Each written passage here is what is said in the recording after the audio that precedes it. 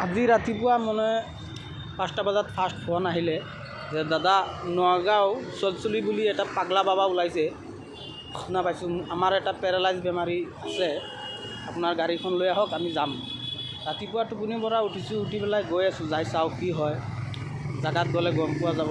সঁচাকৈ পাগলা বেমাৰ এই ওলাই আহিলে সেই চাওক, মানুহ এজনক দাঙি আনিছিল, এতিয়া গামচাৰে মাৰি পেলাই এই চাওক ভাল কৰি দিলে, খোজকাঢ়ি গৈ আছে।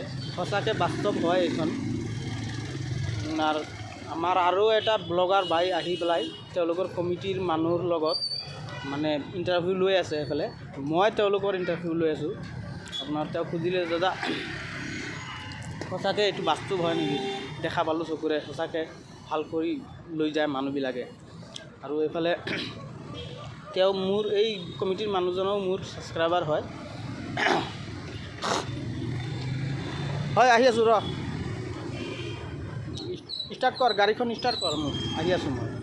এই ভিডিঅ'টো কমপ্লিট হ'লে আহি যাম।